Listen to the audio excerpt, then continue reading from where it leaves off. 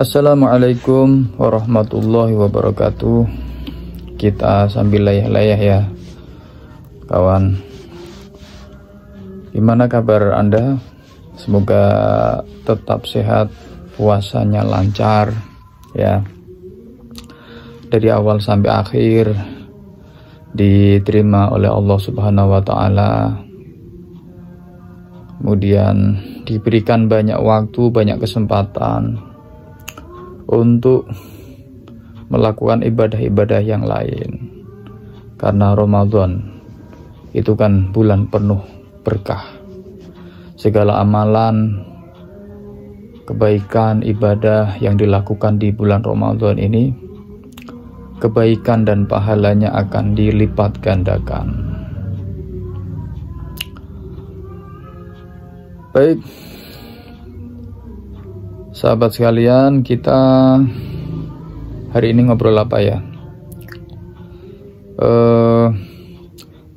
Coba yang ada kaitannya yang kemarin, coba yang terakhir itu kan ada istilah sugih tanpa bondo.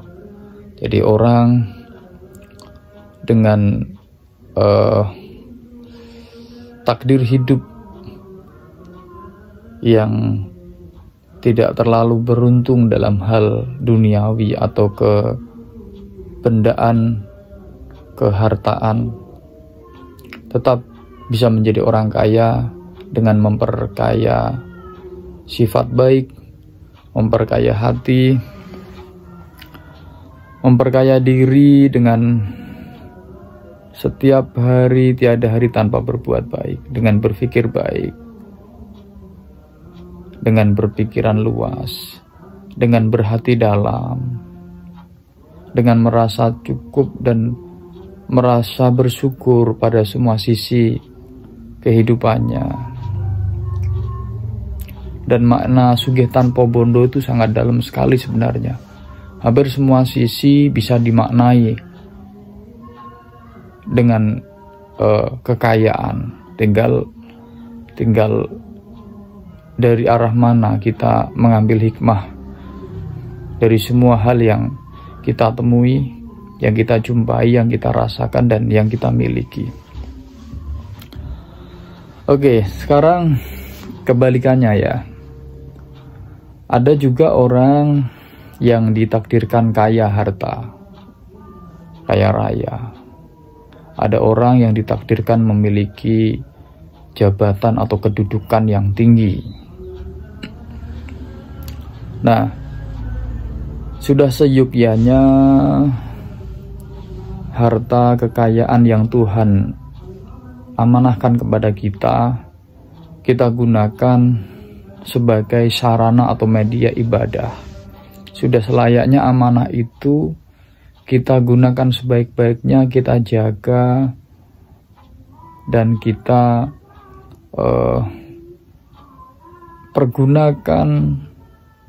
Tentu tidak hanya untuk diri kita sendiri, tapi juga untuk membantu, menolong, dan kemaslahatan orang ya tentunya. Jadi jangan sampai Anda yang dikaruniai kekayaan, yang diamanai kekayaan berupa harta benda, Anda yang diberikan amanah untuk memegang sebuah kedudukan atau jabatan yang tinggi, kemudian Anda menjadi angas, Anda menjadi serakah, ya. Aji mumpung hidup hanya sekali, diberikan harta benda yang banyak, aku himpun harta ini sebanyak-banyaknya. Padahal kita tahu bahwa harta itu tidak dibawa mati. Yang dibawa mati adalah harta yang kita tasarufkan, yang kita manfaatkan untuk kebaikan, untuk membantu sesama, untuk menolong sesama.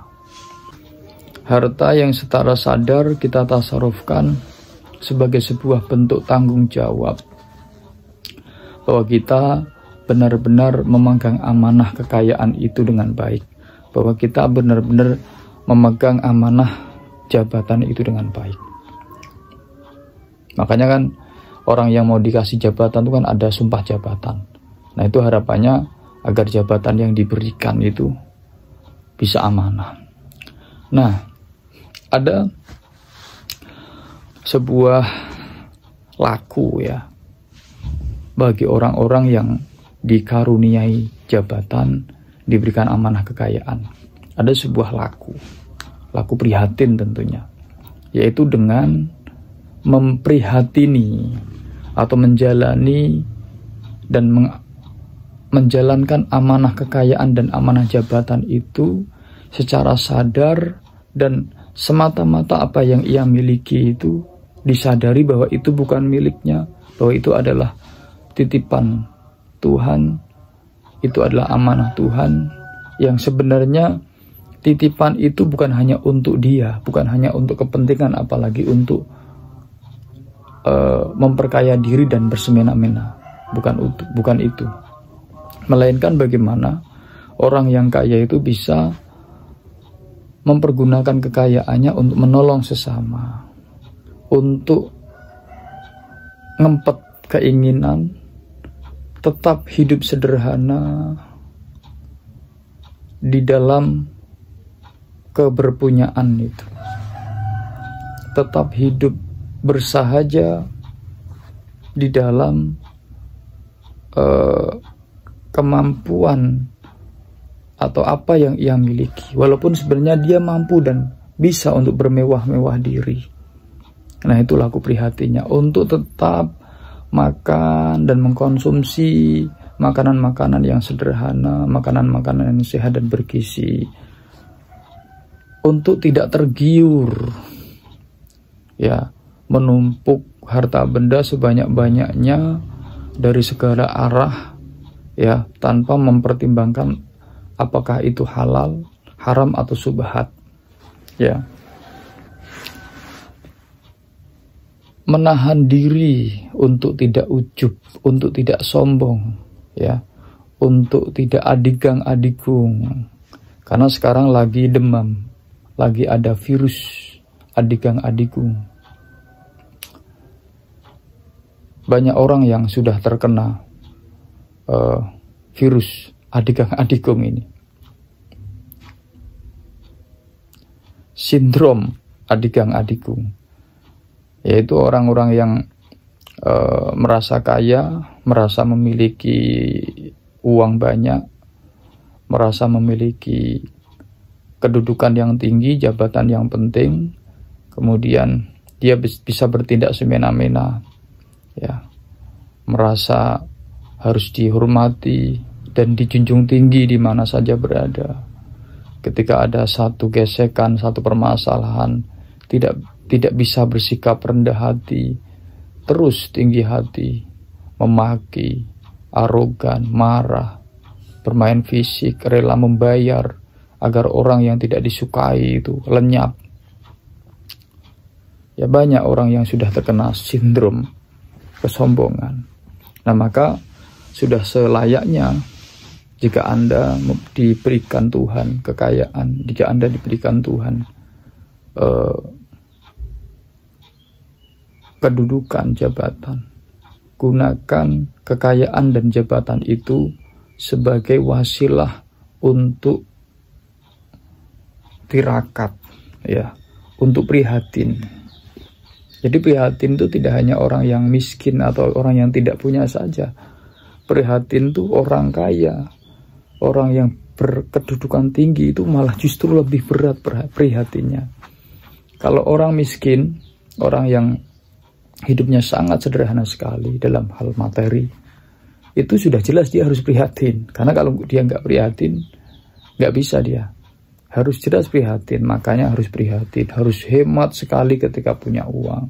Harus prihatin kerja keras supaya bisa makan, bisa beli pakaian baru. Tapi kalau orang kaya itu kan, apa yang harus diprihatini kan? Sudah kaya, ngapa nggak menikmati kekayaannya, beli barang mewah sekenanya. Pengen itu dibeli, pengen ini dibeli.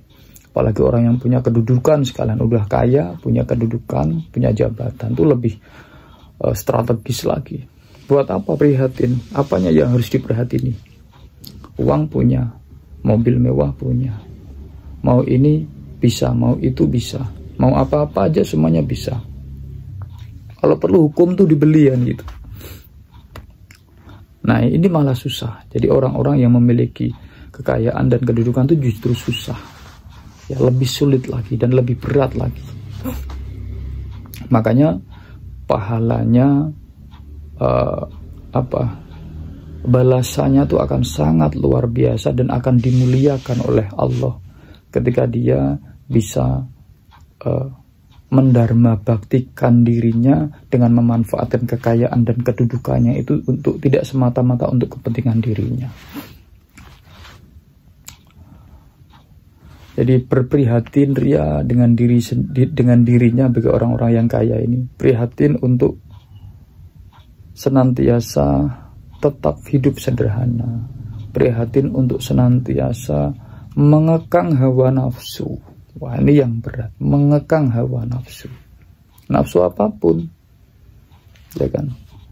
Karena orang yang punya uang banyak itu kan untuk melampiaskan hawa nafsu kan gampang sekali. Karena dia punya uang. Untuk memenuhi hajat-hajat hidupnya juga gampang sekali karena dia punya uang. Nah, tugasnya tirakat di dalam bergelimangnya harta, di dalam dia mempunyai jabatan yang tinggi, salah satunya itu mengekang hawa nafsu, mengekang untuk tidak sombong, mengekang untuk tetap hidup sederhana, mengekang untuk tidak bermewah-mewah diri, mengekang untuk tetap berpenampilan sederhana dan tidak over, ya, mengekang untuk menjaga mengekang diri untuk tetap menjaga perasaan orang lain agar tidak timbul rasa iri, agar tidak timbul rasa dengki, terutama tetangga barangkali. Ya, jika Anda hidup di tengah kemewahan, kemudian orang yang ada di sekitar Anda, di kampung Anda, di perumahan Anda, di komplek Anda itu ternyata ada orang yang tidak mampu, ada orang mikir, ada orang miskin. Nah, bisa sampai nggak pikiran Anda itu untuk menuju ke orang itu? Bagaimana keadaannya? Kira-kira apa yang dia perlukan? Apa yang bisa saya bantu? Bisa sampai nggak ke situ? Nah, tidak akan bisa sampai selama belum bisa mengekang hawa nafsu itu tadi. Tidak akan sampai selama belum bisa tetap hidup bersahaja dan bersederhana di dalam kemewahan. Nah, kemudian naik lagi levelnya setelah Anda dengan kedudukan, dengan jabatan dan kekayaan itu bisa mendharma baktikan uang Anda untuk membantu sesama, untuk tetap hidup sederhana. Naik lagi, ya, tingkat tirakatnya atau tingkat keprihatinannya, yaitu dengan membantu orang di tengah kekayaan dan jabatan, berusaha untuk ikhlas, bukan karena ingin dipandang mulia, bukan karena ingin disanjung, bukan karena ingin dianggap dermawan agar orang segan, bukan. Semata-mata karena Allah Ta'ala, semata-mata karena kesadaran Anda bahwa Anda merasakan penderitaan orang itu, bukan untuk wah, biar nanti nama saya baik, citra saya baik, orang-orang memandang saya baik, sehingga nanti saya mau apa-apa tuh gampang.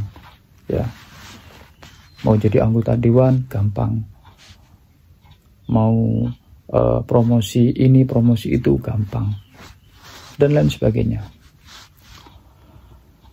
Itu sahabat sekalian. Jadi ayo saya mengajak kepada Anda yang bergelimang harta, yang memiliki atau memegang amanah, mempunyai jabatan tinggi, untuk tetap bertirakat diri, berendah hati, kemudian menekan diri untuk tidak sombong, menekan diri untuk tidak selalu meluapkan amarah, menekan diri untuk hidup sederhana, bersahaja, dan menata hati untuk bisa merasakan kesusahan orang, untuk bisa merasakan keprihatinan orang, sehingga muncul niat dan keinginan untuk Anda membantu orang itu. Nah, maka ini penting. Ini sangat penting agar keseimbangan sosial itu tidak jongkleng, tidak timpang. Kan sudah selayaknya, ya. Allah menciptakan orang, ada yang miskin, ada yang sedang, ada yang kaya. Nah, karena semuanya itu saling membutuhkan, ya, saling terkait. Nah, ketika kita tidak bisa memegang, menilai ke dalam dari apa yang sudah Tuhan amanahkan kepada kita, maka keterkaitan itu akan tidak berjalan, sirkulasinya akan terganggu. Nah, ketika sirkulasinya terganggu, munculnya penyakit, munculnya bencana, munculnya teguran-teguran dari Tuhan, munculnya masalah-masalah, ya, baik masalah Anda pribadi maupun masalah sosial dan lain sebagainya. Itu adalah imbas dari tidak berjalannya siklus kehidupan karena terhalang oleh sisi kesombongan, keakuan, kerasa memiliki, kerasa menguasai, sehingga bisa bertindak semena-mena kepada siapapun. Saya kira itu, sahabat sekalian, ayo bertirakat, dan tirakat ini selamanya. Ya, bagi Anda yang kaya, tirakat ini selamanya. Tirakat untuk tetap hidup, saya garis bawahi lagi ya, tirakat untuk hidup sederhana, tirakat untuk tidak sombong, tirakat untuk tasamuh, ya, saling menghormati dan mengerti keadaan orang, tirakat untuk tidak merasa menguasai, memiliki, dan bisa bertindak semena-mena. Dan yang paling berat lagi adalah mengekang semua bentuk hawa nafsu yang sebenarnya pada akhirnya nanti akan merusak diri Anda. Semoga Anda bisa, dan semoga ngedumel ini juga bermanfaat untuk Anda. Pulang kerja ini, ya, alhamdulillah masih bisa merasakan capek, sehingga istirahatnya enak. Semoga bermanfaat. Assalamualaikum warahmatullahi wabarakatuh.